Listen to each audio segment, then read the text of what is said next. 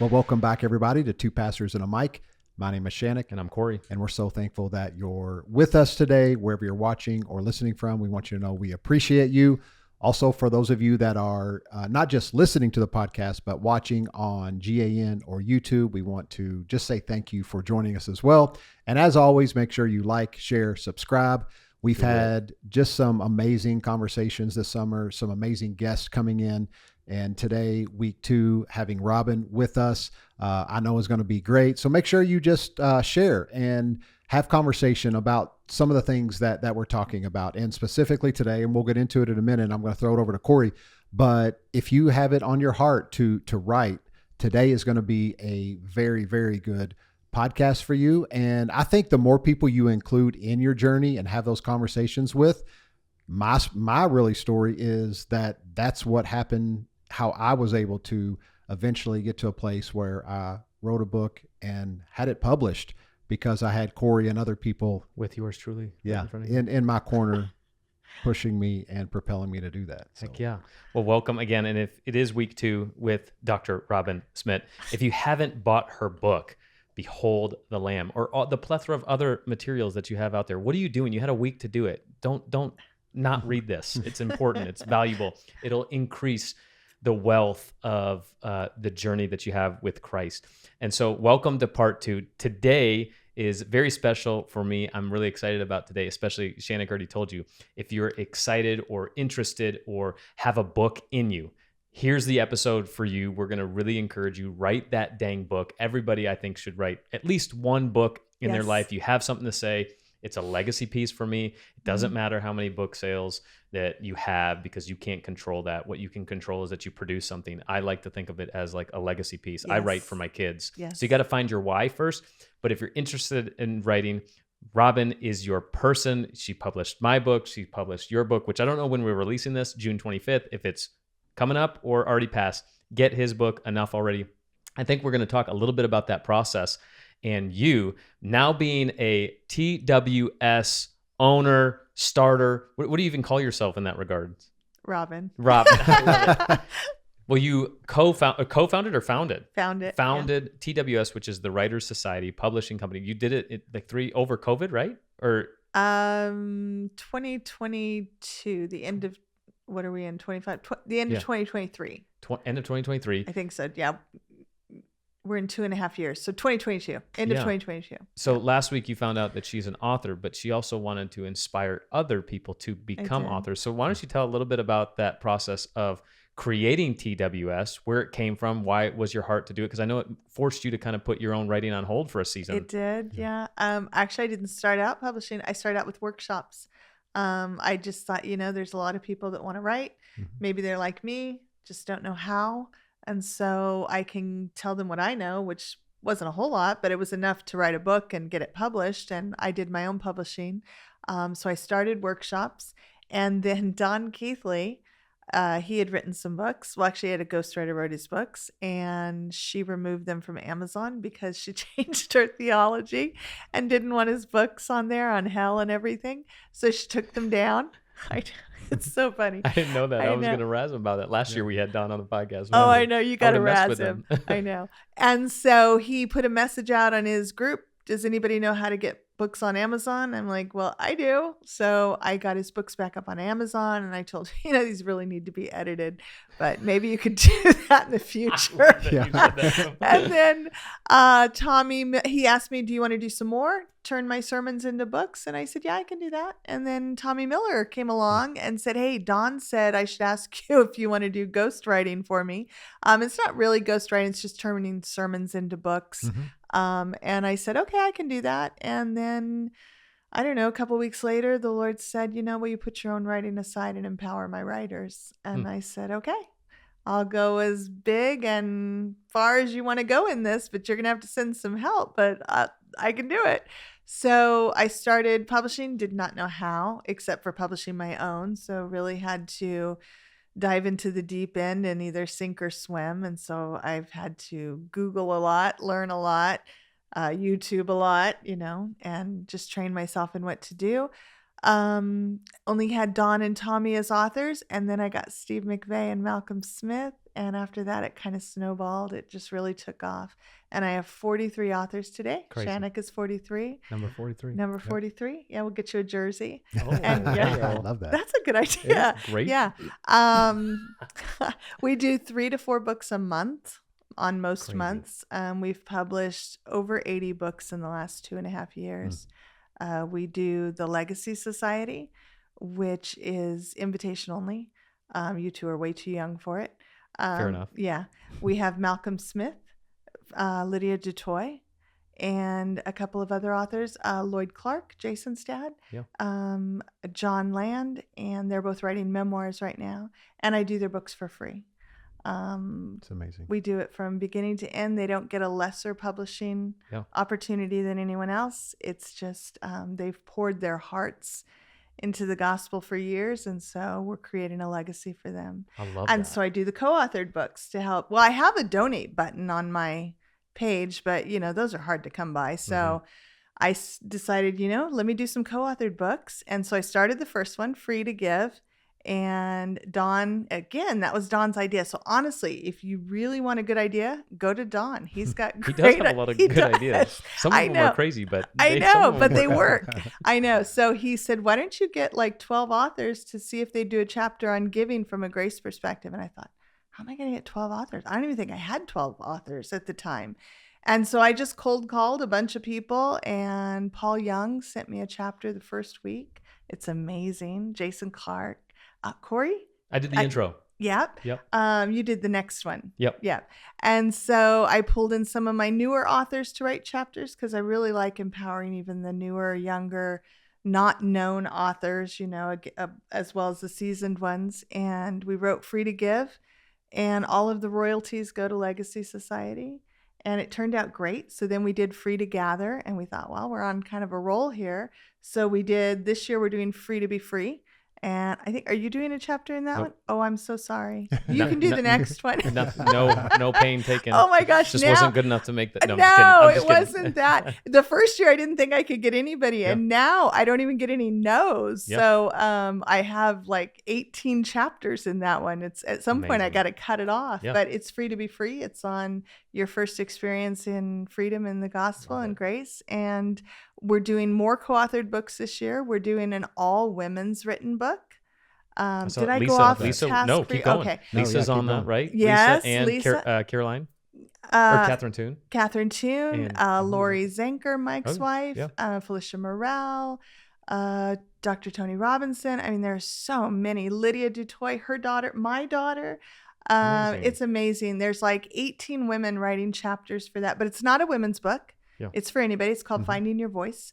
But women have historically had a tough time with, being a voice. It's a male-dominated Christian society, in church and everything. So I thought that would be a great idea. That was Matt Pandle's idea, as a matter of fact. Maybe. I know. I have so many people around me with great ideas. And I have 2 girl dads that are doing the forward and the introduction, Derek Turner and Bill Wynn, since they're girl dads. I thought that was a nice balance. So we're doing that. We just did the poetry book, which was, way outside our poets are a whole different breed compared Eric to authors. Simpson in that? I think so. Yeah. Eric Simpson, I think. Yes, is in that. Eric Simpson's in that. Yeah, that was fun. That's called Resurrection Life. And I didn't know if I could find any poets, but we ended up with, 30 poets. It was ridiculous. And artists that put their artwork in there. So it's just been fun. It's been fun collaborating, bringing all these beautiful voices together, and just empowering people that it may be their first time publishing. For most of them, it was their first time. One of them called me and said, "Can I say I'm a published author?" I said, yeah, of course you are. Yeah. So it's been fun. I'm enjoying it. I was born to do this. It's definitely a destiny thing. I can honestly tell you, I told my husband, I feel like I've stepped into what I was meant to do. That's amazing. And it wasn't even in my list. Right. Yeah.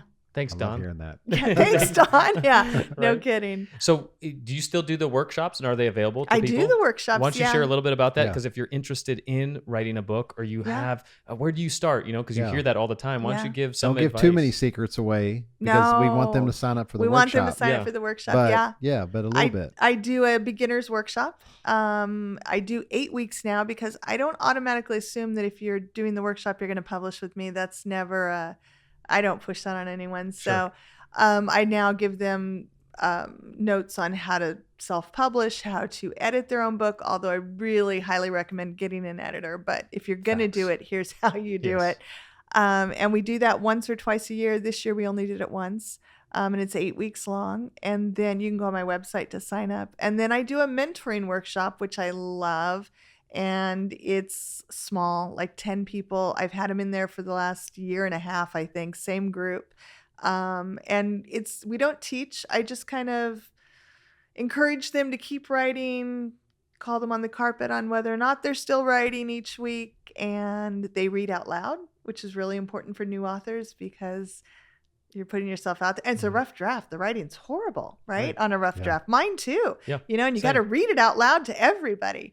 But it's a great group. And in fact, most of them are finished with their books now. Not everybody in the first workshop finishes, unfortunately, but everybody who goes on to the second one, because of that accountability and that constant, I'm Robin the cheerleader, not Robin the editor. So I'm, yay, let's go. Yeah. And they all finish. So that's been fun. So you mentioned the website. Where can they go to that? Oh, thewritersocietypublishing.com. There you go. The writersocietypublishing.com. Yeah. So what would you give maybe it's in that beginner's class, what's one piece of advice that you would tell to somebody that's thought about writing a book? Maybe they haven't, dared audaciously to go after that. They don't, they're disqualifying themselves. What do you have to say about that? 2 things. I would say get the right mindset, put away those doubts, those fears, because every writer has them, myself included. Get in the right mindset where you see yourself as an author and a writer, and especially an author. And you start calling yourself, I'm an author. I'm a writer. I might not be a published author yet, but I'm an author. I wrote a book. I'm writing a book, Get yourself in that right frame of mind where you can see it, where you see your book, you're holding your book, see it on your bookshelf. Really get that and get the words to go with that, Hear what the Father has to say about you and your writing and start, I'm really big on that, on homologeo, just confessing what he's saying, agreeing with him and saying what he's saying.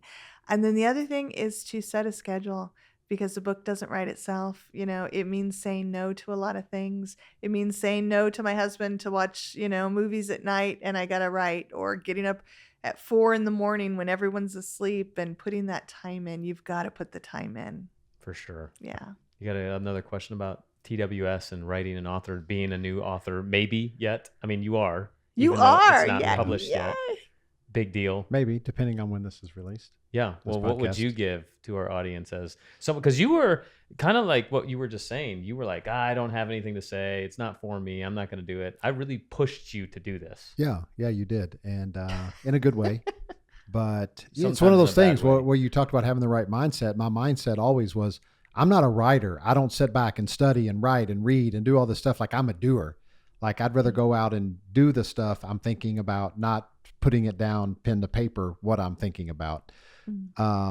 But along the way, for me, you said choose your why and pick your why. For me, it was something. I have 4 boys, and I wanted to leave them the stories, some of the stories I had. I wanted to leave them some of the journey that I had of just removing a lot of those expectations on my life that I picked up either from other people or mostly from myself. And I hopefully will share that with them, and they will maybe not pick up some of the same stuff that I did and be able to live even more free than what I was living. And so, of course, we all want that for the next generation and for our kids. And so it's one of those things where I put out there even yesterday when we're recording this, Robin let me know that the published date was good to go. And so I just released it out into the Facebook world. And I even put the very first line was like, I'm so excited and a little nervous, like, to put this out, because it's your work, and it's, you get a little bit, not even what you say, just putting it out. It's like there's some vulnerability there of, you open yourself up for criticism or questions or whatever, and you're like, ooh, is this people really going to be respond, is this something even worth putting out there? And so you battle all those emotions. But yeah, like Robin said, you're not alone in that. I'm sure every writer has that along the way in the process. And so I don't know if I have a question other than just my journey was getting started, getting that first chapter done, and then I honestly sat on that for several years until Corey came alongside. It's like, okay, this is the year for your book. How can I help? Let me help outline. Let me help get some of those stories down, and then you just start writing. And for me, what helped the most for me as a new writer, because this is, I guess, technically my first published book. I know Corey and I worked on something together a few years ago, but for me, it's you have a story, write it down, and then see what else comes as you're writing that story. Yeah. And I think for me, the book that I am releasing, it's just 15 chapters, and I think it didn't quite hit 100 pages, which I don't know why. I was thinking, I want a 100-page book, and it was just shy. We can put notes and sections it was in the back. something. Yeah, that's funny.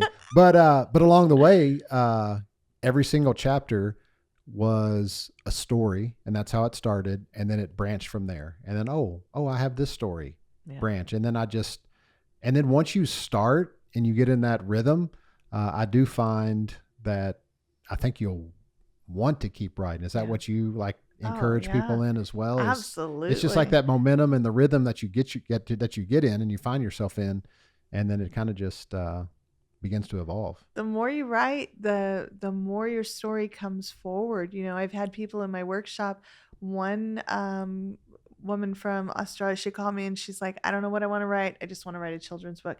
She's written this amazing, we're going to publish it, amazing children's book about time travel with King Josiah when he was a kid, and he goes into all these magical places, and he's got the book, and it's amazing, and she didn't even know what to write.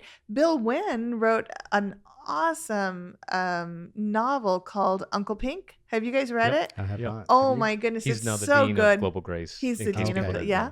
He's wrote the book, and it's like a Mark Twain style, but he didn't start fun. out with that. He started out, hey, I've got just these funny stories about this fictional character that we had in our family named Uncle Pink. Anytime anything went wrong, we blamed it on Uncle Pink. But then when he sat down, this story started just evolving on the inside of him, and he actually started seeing these things taking place on the inside, and he wrote the book. And yeah, it's amazing. When you sit down to write it, it'll come out. And not every book's the same. Yeah. You don't have to study to write a book, It's not your dissertation, it's your life. And Yeah, because what I wrote wasn't any theological work or treaty. It was just like my life and my journey and some highlight moments of it. So we're doing some low light. sorry. No, go ahead. No, we're doing a lot of memoirs right now. Yeah. Oh, and I want to be known at TWWS for powerful memoirs. Come on. Life-changing, transformational, grace memoirs, healing memoirs. Not just a good story, although they have to be a good story, but just where they change your life, where they empower the reader, And so we're getting these memoirs in that are just, wow, amazing. That is amazing. It's I love amazing. it. I love Robin. She's an amazing woman. We're actually teaching a workshop. We're recording this at Jamie's conference. We're teaching a workshop tomorrow on writing. Yep. And one of my favorite things to tell people about writing is something that we actually learned. Do you remember we were in Oklahoma, I think 2015, 2016, and we heard this guy, this older man named Tony Fitzgerald. He stood up and he said, the richest places in the world are graveyards, because that's where books that were supposed to be written have died with the person that died. And so that was like the motivator for me of like, wow, it's a legacy piece. So we want to encourage you, if you're listening to this and you're like, I'm not an author, like what you're saying, how about start believing in yourself? Yeah. You have a story to tell. It's you're not comparing yourself with these Amazon bestsellers or New York Times bestseller. Who cares about all of these labels? You can't even worry about the who's going to buy it or whatnot. Write something for you. Write something for your family. Write something for your best friend. I don't know, but you have a story to write, and it's worth writing.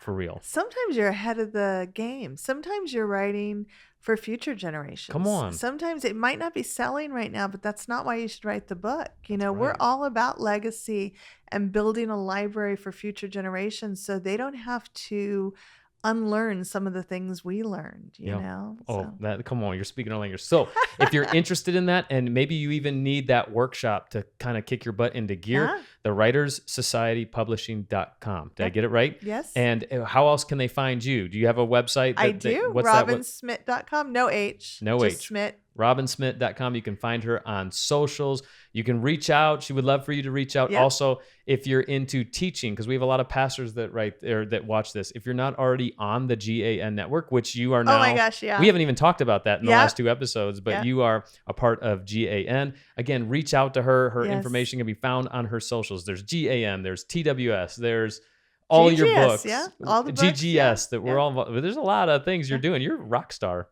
Oh, I want future generations to have all of this. Come on.